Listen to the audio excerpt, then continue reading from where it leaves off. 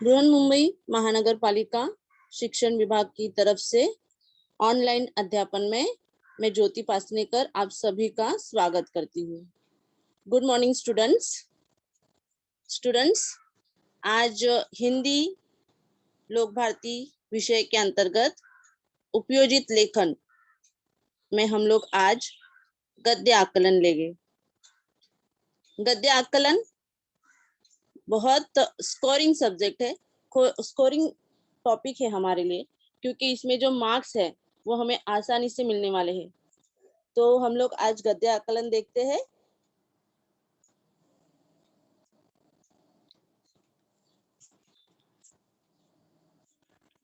गद्य आकलन मतलब क्या? गद्य आकलन मतलब प्रश्न निर्मिति, प्रश्न बनाने हैं हमें। गद्य आकलन मतलब क्या? प्रश्न बनाने हैं हमें, प्रश्न निर्मिति करने हैं।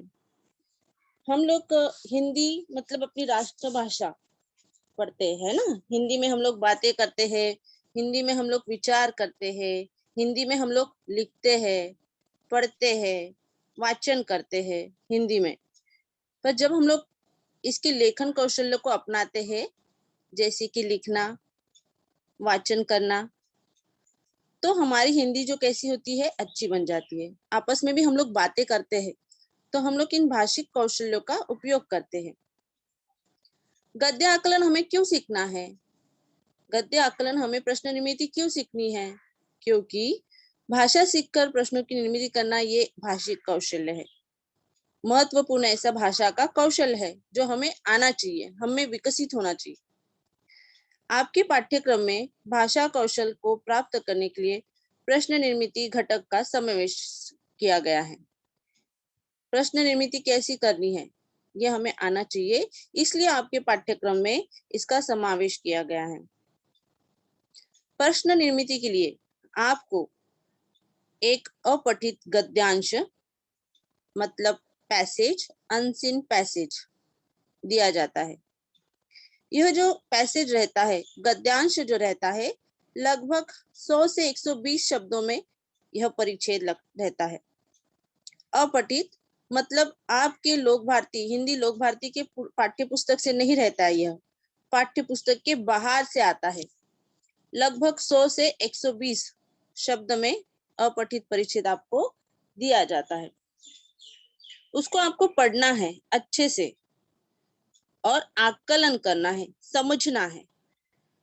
पढ़ने के बाद उसे आपको अच्छे से आकलन करना है और उसी के आधार पर आपको 4 प्रश्नों की निर्मिति करनी है।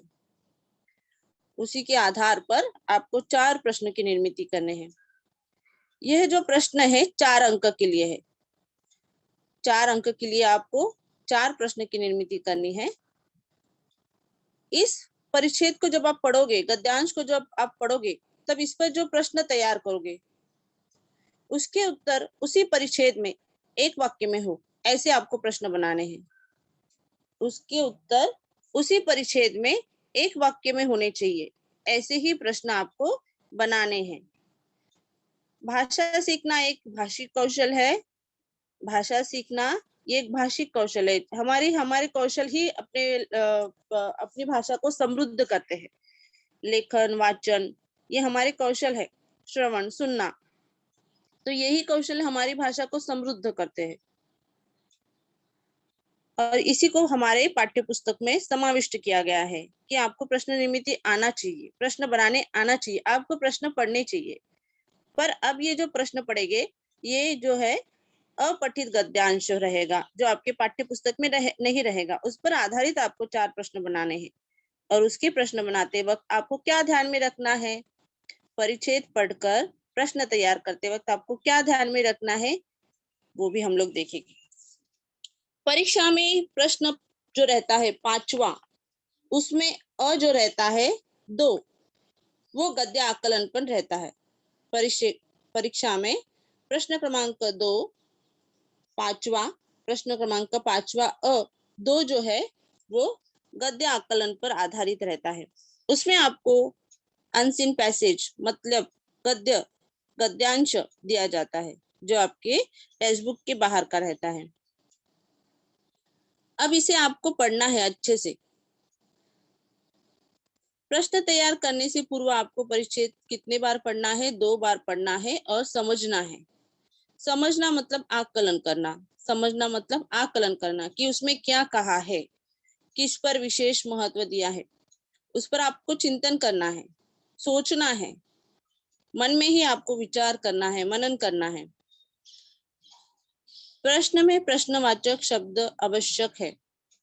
देखिए, प्रश्नवाचक शब्द कौन से है ये तो हम लोग आगे देखेंगे, पर आप जब प्रश्न बनाओगे तो उसमें कौन, कब, कहा, इस प्रकार के प्रश्नवाचक शब्द आवश्यक होने चाहिए, तभी वो प्रश्न जो है वो पूछा जा रहा है ऐसे लगेगा। आपके जो प्रश्न हैं बनाते वक्त वो कैसे होने चाहिए? बहुत बड़ा प्रश्न नहीं, वहां पर सेंटेंस दिया है परिच्छेद में, आपको उसी को उठा के वैसे सेंटेंस बना के कहा करके या कौन करके लिख दिया, ऐसे नहीं करना है। आपको खुद को छोटे छोटे और जो स्पष्ट समझ में आए, सरल शब्दों में, परिच्छेद में जो दिया है वह सरल शब्दों में आप अपने प्रश्न बनाएंगे।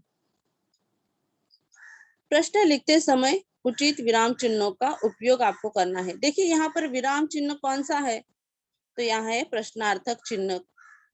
प्रश्नार्थक चिन्ह तो अंत में आता है। हम जब प्रश्न पूछते हैं तो प्रश्नार्थक चिन्ह जो है वो अंत में आता है, इसीलिए आपको उसको प्रश्न को विराम चिन्ह मतलब क्या, प्रश्न चिन्ह ये देना है। अगर आपने वही नहीं दिया तो आपको मार्क्स नहीं मिलेंगे, 4 मार्क्स है। अगर आपने प्रश्न चिन्ह ही नहीं दिया तो वो प्रश्न कैसा हुआ? इसीलिए आपको क्या करना है, प्रश्न लिखते समय उचित विराम चिन्ह का आपको उपयोग करना है। अब जो प्रश्न आपने तैयार किया है उस तैयार किए गए प्रश्नों का सार्थक, उससे योग्य सार्थक उत्तर दिए गए परिच्छेद में होना चाहिए, और वो प्रश्न उससे मिलता जुलता, सार्थक मतलब परिच्छेद से ही आया हुआ प्रश्न, उत्तर हमें परिच्छेद में ही मिलेगा। पर हम लोगों को बच्चों उत्तर नहीं लिखने हैं। हमारा प्रश्न पढ़ने के बाद हमें पता चलेगा कि हाँ यह परिच्छेद में उत्तर है, यहाँ पर हमें उत्तर नहीं लिखना है। हमें क्या करना है, सिर्फ प्रश्न बनाने हैं। लिखे गए प्रश्नों के अंत में प्रश्न चिन्ह लगाना अनिवार्य है। देखिए मैंने पहले ही कहा विराम चिन्ह मतलब क्या, प्रश्न चिन्ह। आपको इस प्रश्नार्थक चिन्ह का, इस विराम चिन्ह का प्रयोग करना है और वो करना ही है। अगर आपने प्रश्न चिन्ह दिया ही नहीं तो वो प्रश्न कैसे कहलाएगा? इसलिए आपको प्रश्न चिन्ह का अनिवार्य है, उसको लगाना ही है आपको। आपको प्रश्न के उत्तर लिखने नहीं है। बहुत सारे बच्चे प्रश्न के उत्तर भी लिखते हैं। नहीं बच्चों, प्रश्न के उत्तर लिखो मत, आपको सिर्फ प्रश्न बनाना है। गद्य आकलन मतलब गद्य समझकर उस पर आपको प्रश्न बनाने हैं। प्रश्न रचना का कौशल प्राप्त करने के लिए अधिकाधिक अभ्यास की आवश्यकता है। देखो कोई भी चीज हमें मिलती है, आसानी से नहीं मिलती। ये 4 मार्क्स हमारे हैं और बहुत आसान है, पर इसके लिए मेहनत तो जरूरी है। तो ये रचना का कौशल्य जो है अगर प्राप्त करना है तो बहुत सारे परिच्छेद जो रहते हैं उसका सराव कीजिए, तो आपको आवश्यक जो 4 अंक है वो आपको आवश्यक मिल जाएंगे। फिर से मैं एक बार बोलती हूँ कि आपको कौन सी चीजों का ध्यान रखना है, कौन सी बातें आपको ध्यान में रखनी है प्रश्न तैयार करते वक्त। गद्य आकलन जो है वो प्रश्न जो है 5वां, उसमें 2 उसमें आता है, 4 अंक के लिए है। आपको क्या करना है, वो अच्छे से पढ़ना है, आकलन करना है, मतलब समझना है। एक बार नहीं समझ में आया तो 2 बार पढ़ो, अच्छे से समझ लो। मन ही मन में हम लोग विचार कर सकते हैं, विचार करेंगे कि वो उसमें क्या दिया है, कौन सी बात को महत्व दिया है, किस बारे में कहा है परिच्छेद में। प्रश्न बनाते वक्त हम लोग प्रश्नवाचक शब्द शुरुआत से ही नहीं स्टार्ट करेंगे, जैसे कौन आया था, नहीं, इस प्रकार से नहीं होगा। प्रश्नवाचक शब्द से शुरुआत नहीं होगी। आपके जो प्रश्न हैं वो छोटे होने चाहिए, स्पष्ट होने चाहिए और सरल होने चाहिए।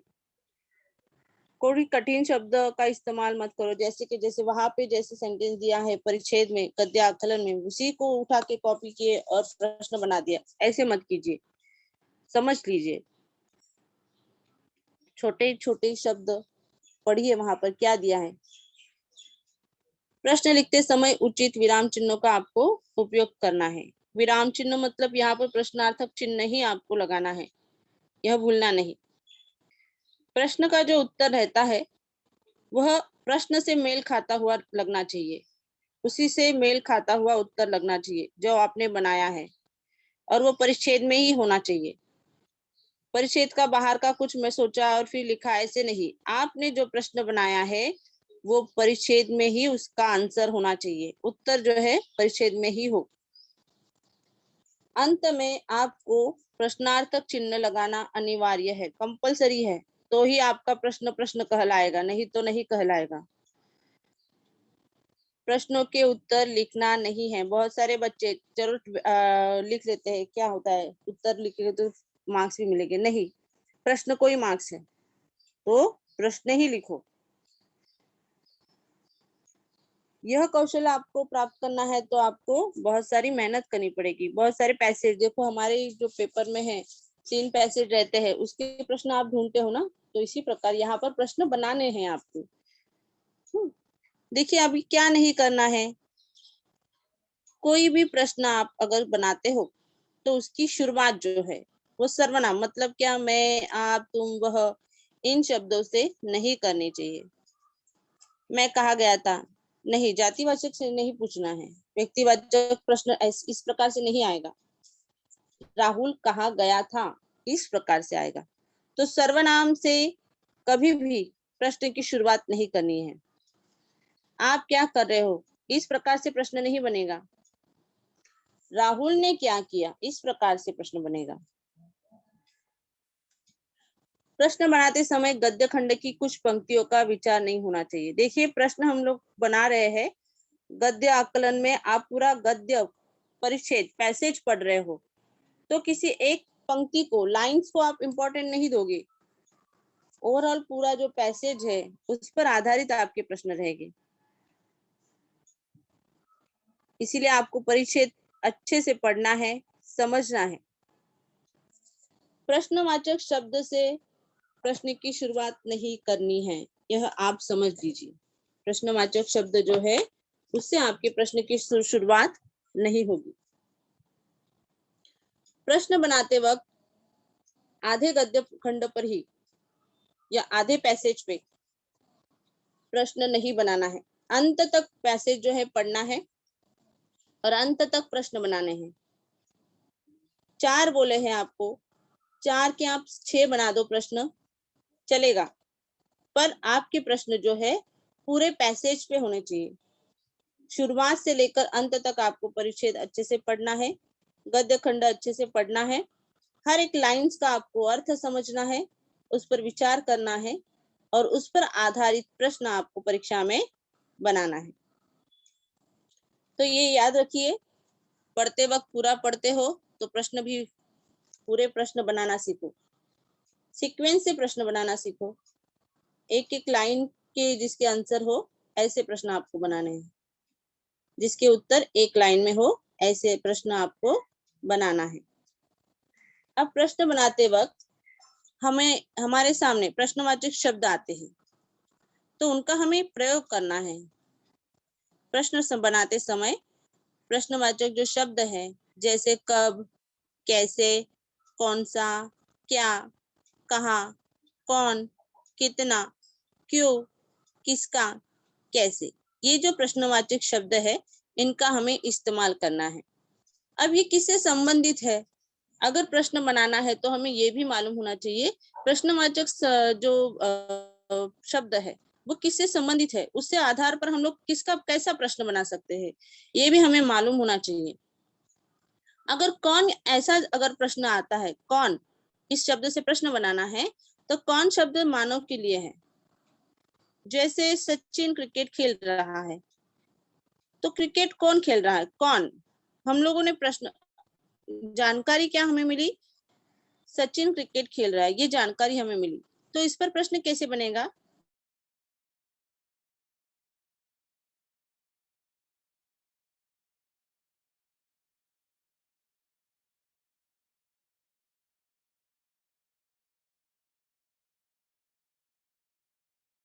मानव से रिलेटेड यह प्रश्न हो सकता है। कब जो है, कब समय से रिलेटेड,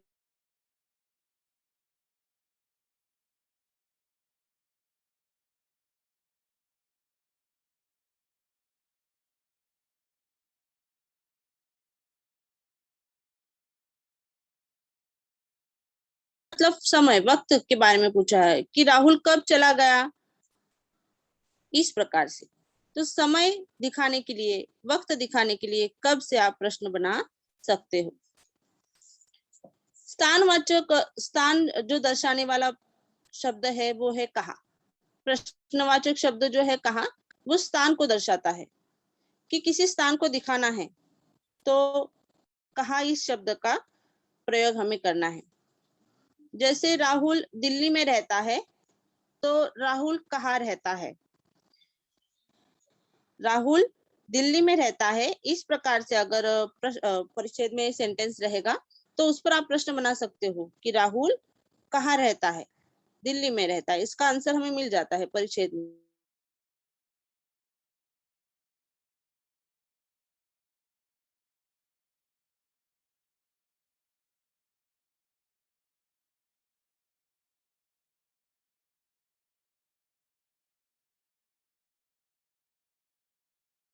जैसे कि अमिताभ अमिताभ बच्चन के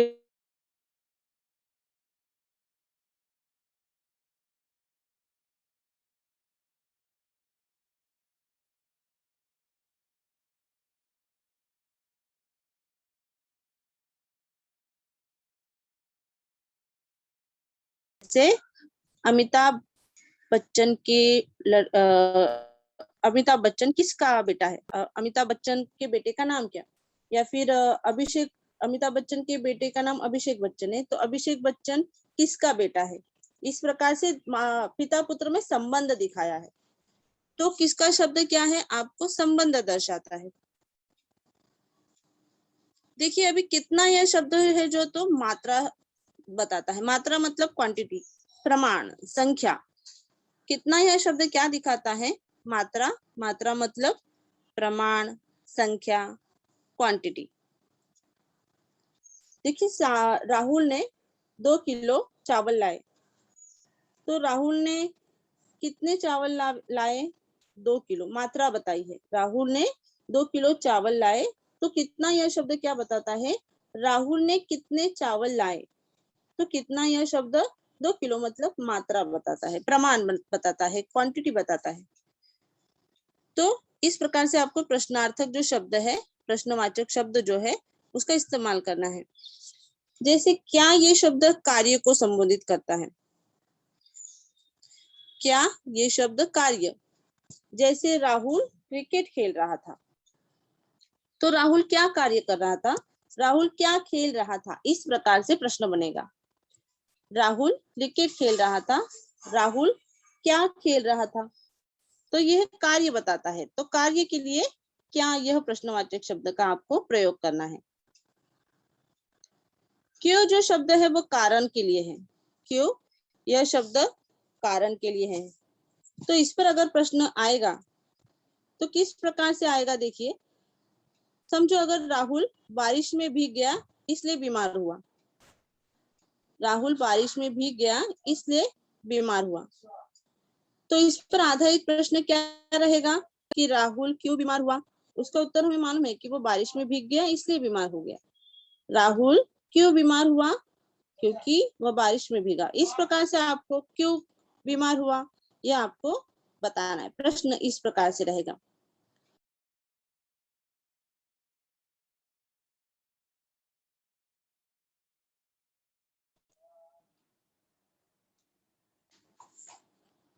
कौन सा यह शब्द जो है वह विकल्प बताता है, कौन सा यह शब्द जो है वह विकल्प बताता है।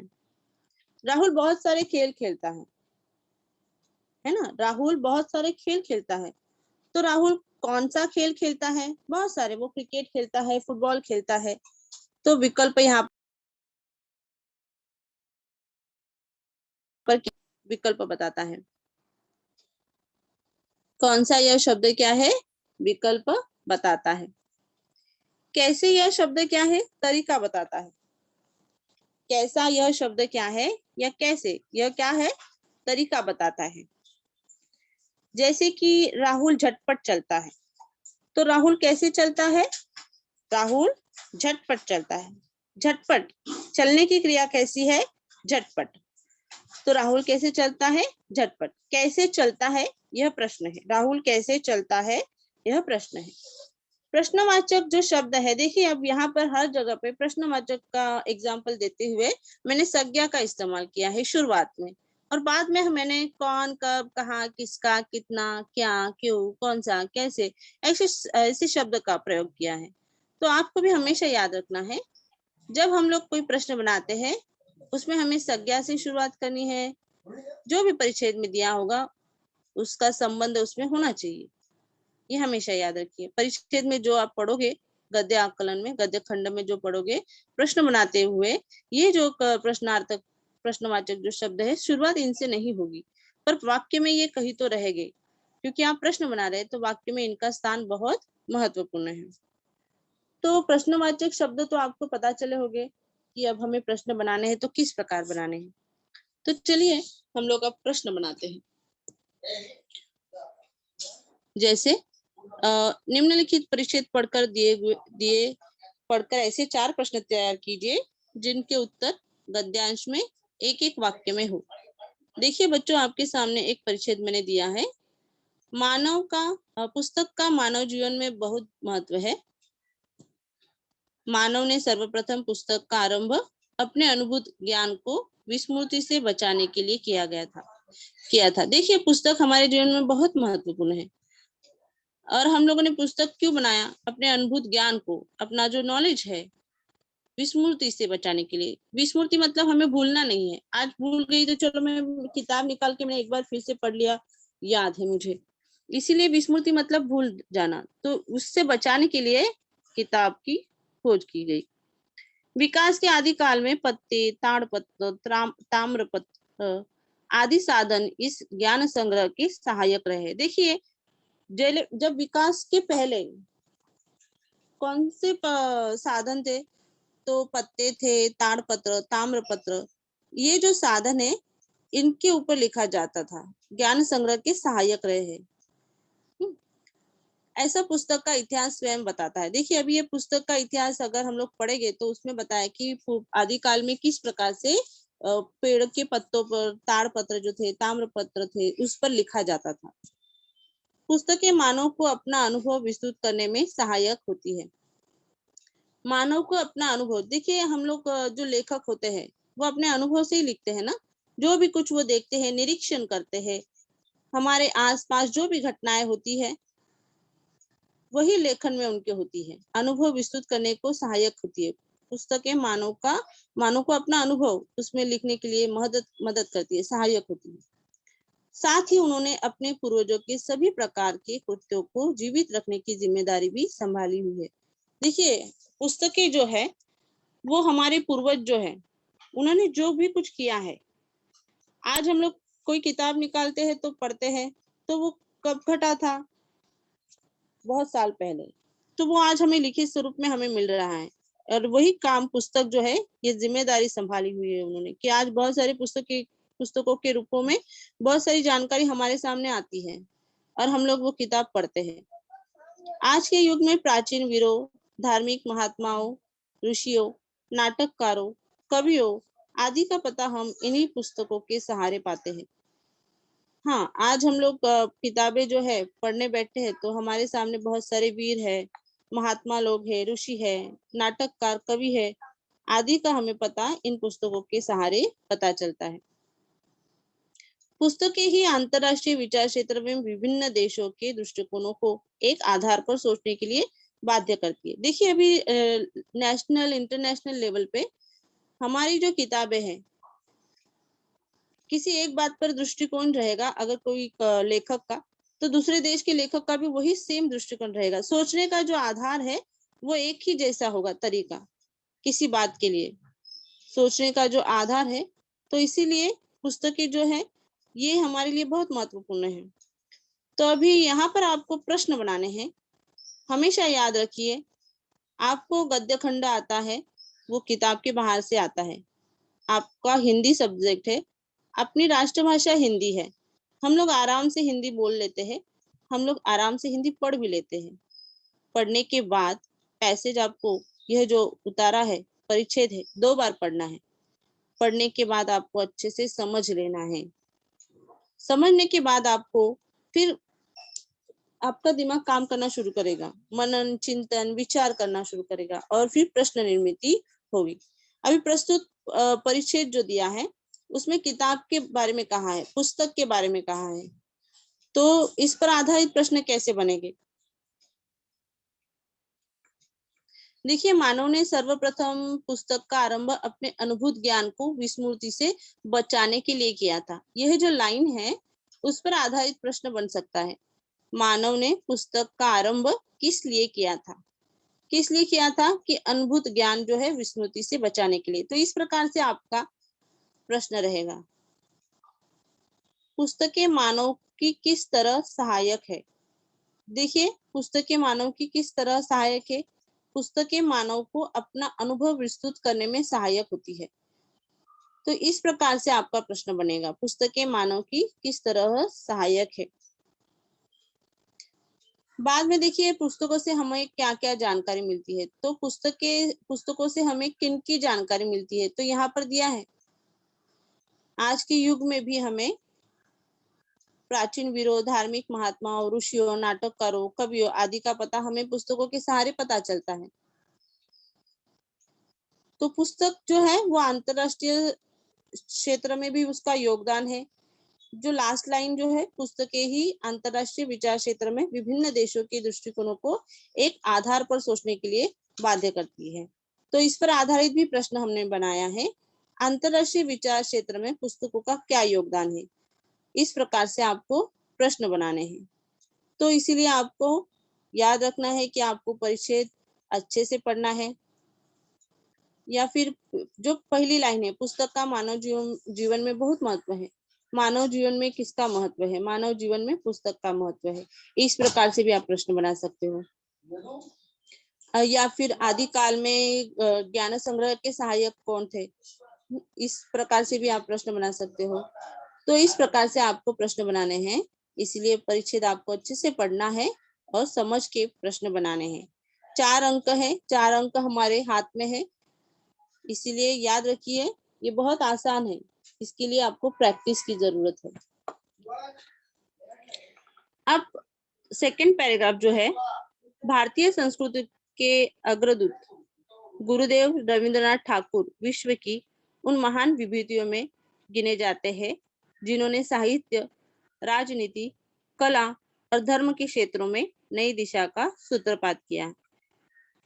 रविंद्रनाथ भारत के उन मनुष्यों की परंपरा में आते हैं जिसमें वाल्मीकि, व्यास, कालिदास आदि महाकवियों ने भारतीय सभ्यता और संस्कृति को अपने समग्र रूप में चित्रित किया। रविंद्रनाथ बचपन से ही प्रतिभाशाली थे।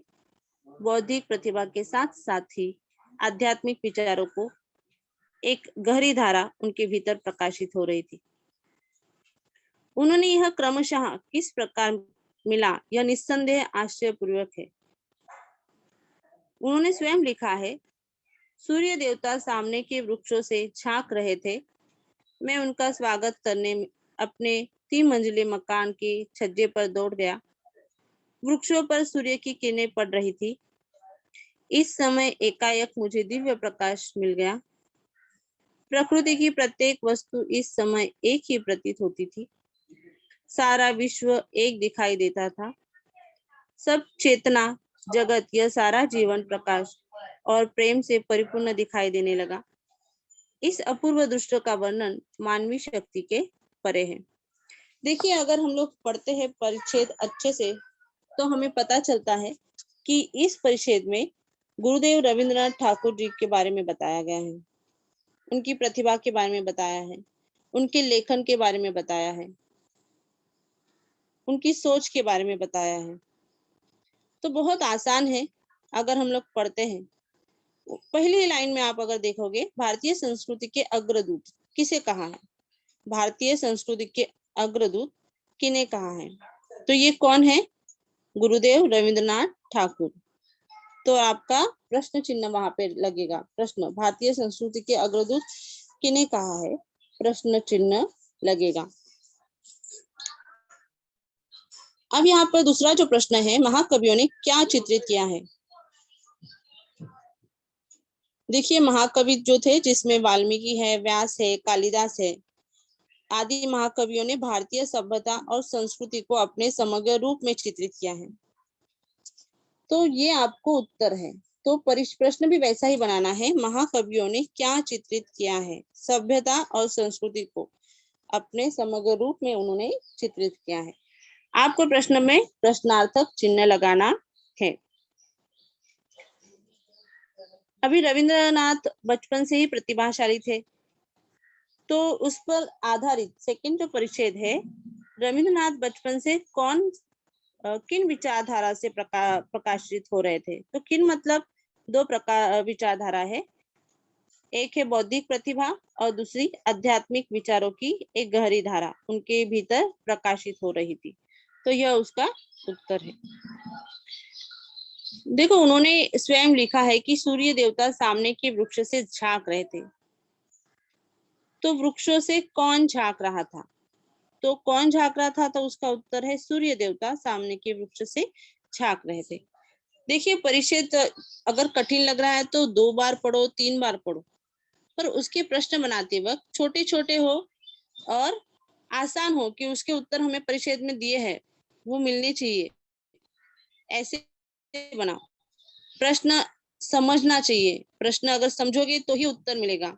इसलिए ऐसे प्रश्न बनाओ कि जिसके प्रश्न के उत्तर हमें दिए गए गद्य खंड में आसानी से मिल सकते हैं।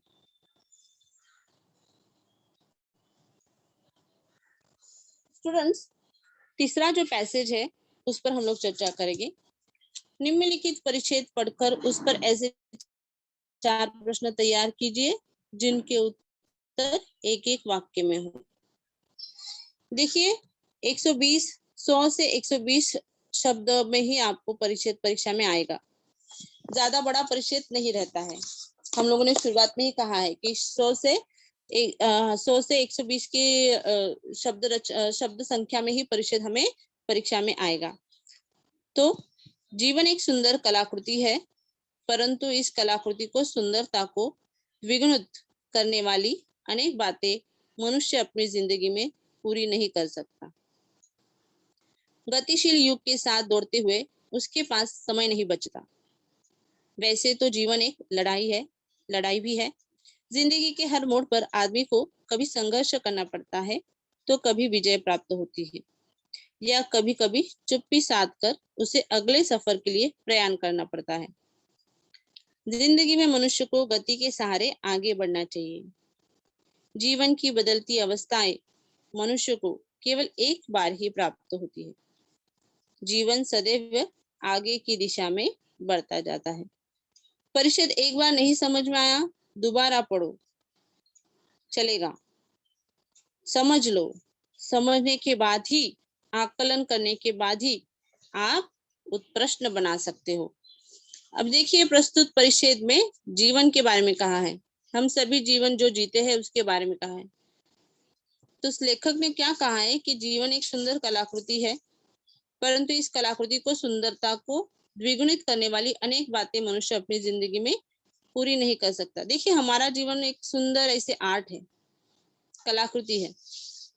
बहुत सारी बातें हमें करनी होती है हमारे जीवन के लिए, पर हम पूरी नहीं कर पाते। हर किसी के साथ ऐसा होता है, अनेक बातें होती है, मनुष्य की अपनी जिंदगी पूरी नहीं कर सकता। गतिशील युग के साथ दौड़ते हुए उसके पास समय नहीं बचता। देखो, हमारे जीवन में स्पीड है, गतिशीलता है, मतलब हम लोग भाग रहे, काम कर रहे, ये काम है, वो काम है, फिर काम है, काम के पीछे भाग रहे हैं।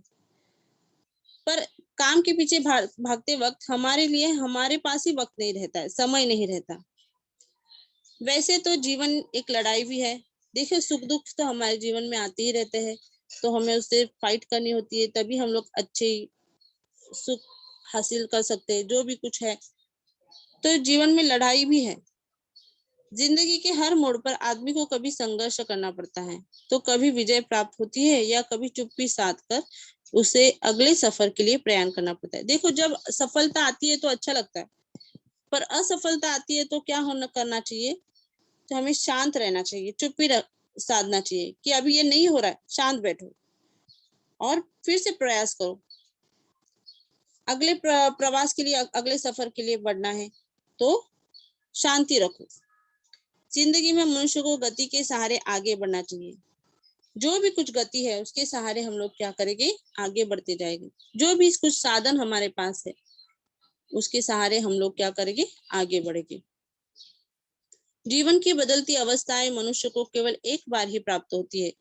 हाँ, ये सही है। अब जो है अवस्था, ये अवस्था बाद में नहीं रहेगी, अवस्थाएं बदलती जाती है।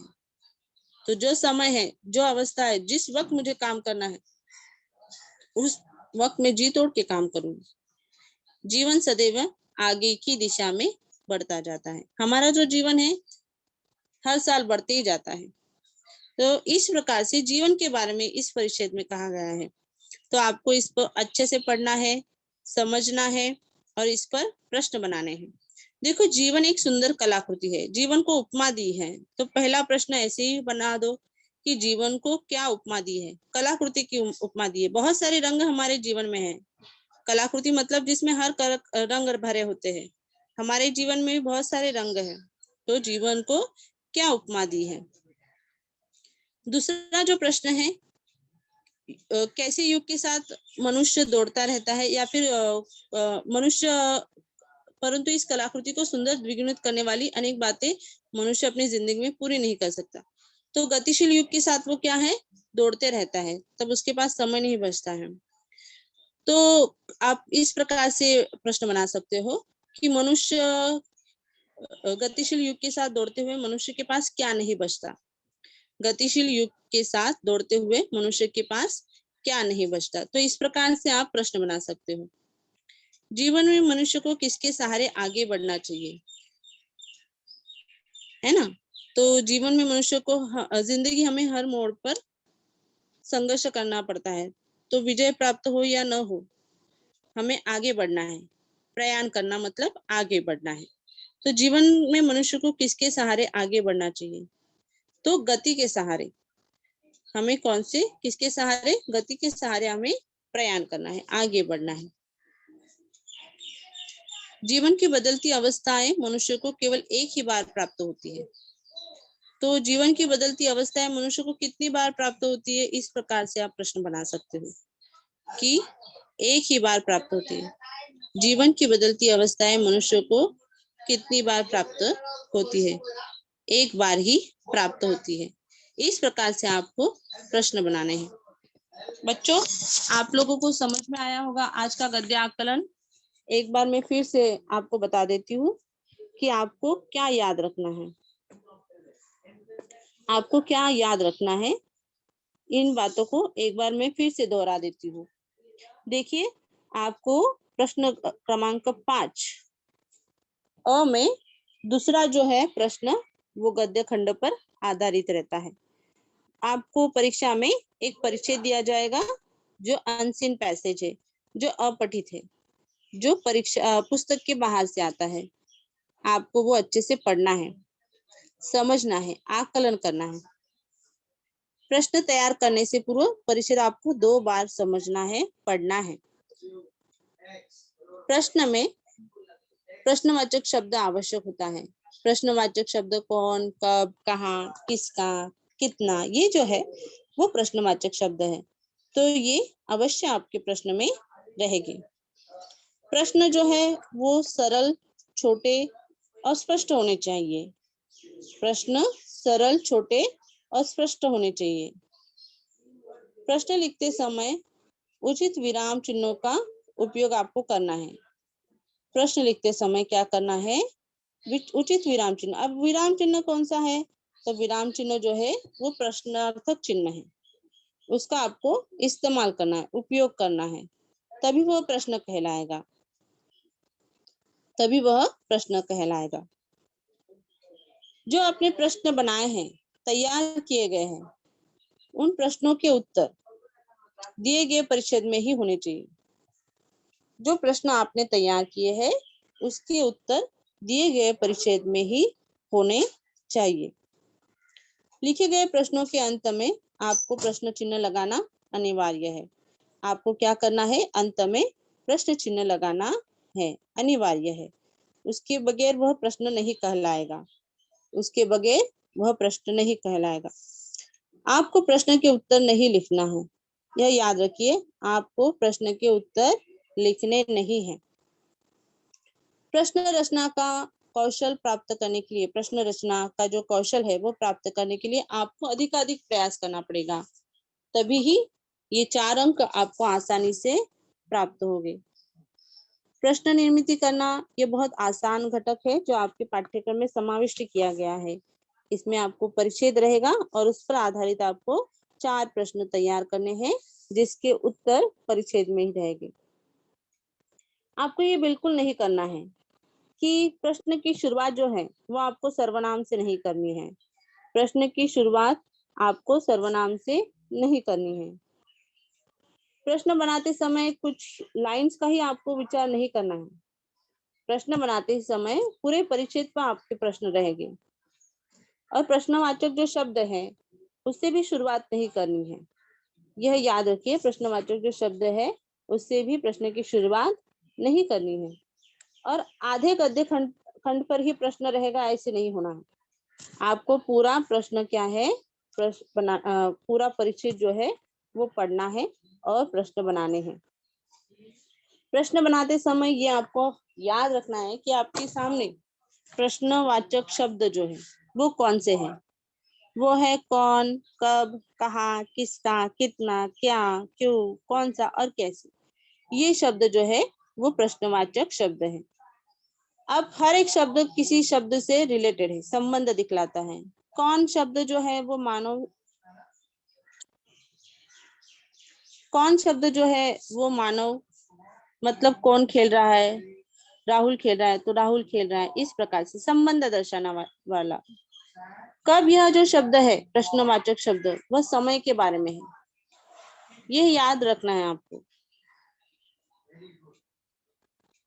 कहाँ, यह शब्द जो है वो कहाँ, यह शब्द स्थान दर्शाता है कि मैं गांव से आया हूँ, राहुल गांव से आया है। गांव से कौन आया है? राहुल आया है। स्थान दर्शा, राहुल कहाँ से आया है।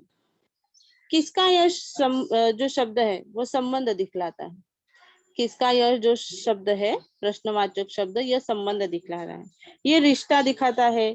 कौन किसका भाई है, कौन, माँ का नाम क्या है, इस प्रकार से प्रश्न बन सकता है। कितना, यह जो शब्द है क्वांटिटी बताता है कि मैंने क्या सामान लाया है, सामान क्या है और कितनी क्वांटिटी है, तो ये मात्रा दर्शाने वाला शब्द है। क्या, यह शब्द जो है वो क्या काम कर रहा है। सीमा पढ़ाई कर रही है तो उसका कार्य, पढ़ाई कौन कर रही है, सीमा कर रही है, तो इस प्रकार से होगा। क्यों, यह शब्द जो है कारण दर्शाने वाला है कि क्या कारण है, किस लिए वो स्कूल नहीं आया, कारण, तो यह कारण बताने वाला शब्द प्रश्नवाचक शब्द है क्यों। कौन सा, यह जो शब्द है वह विकल्प दिखा रहा है, ये कर रहा है या वो कर रहा है, तो विकल्प दर्शाने के लिए कौन सा शब्द का इस्तेमाल है। कैसे, यह शब्द तरीका दिखा रहा है कि तरीका क्या है, धीरे धीरे चल रहा है, राहुल धीरे धीरे चल रहा है तो चलने की क्रिया धीरे धीरे हो रही है, तो कैसे चल रहा है राहुल, धीरे धीरे चल रहा है। तो इस प्रकार से आपको ये प्रश्नवाचक जो शब्द है वो याद रखने हैं। उनका संबंध प्रश्न बनाते वक्त हम लोगों को किस प्रकार उसका उपयोग करना है ये आपको याद रखना है। बच्चों, आप लोगों को परिचय समझ में आए, गद्य आकलन समझ में आया? स्टूडेंट्स, किसी को कुछ पूछना है?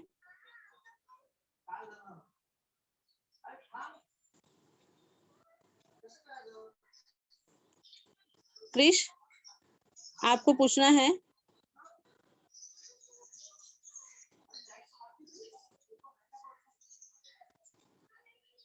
Students,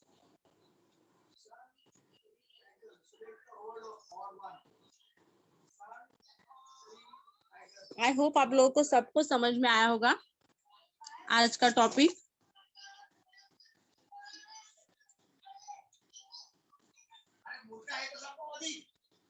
yes ma'am. हो मॅम, माझं कम्प्लीट झालेलं आहे.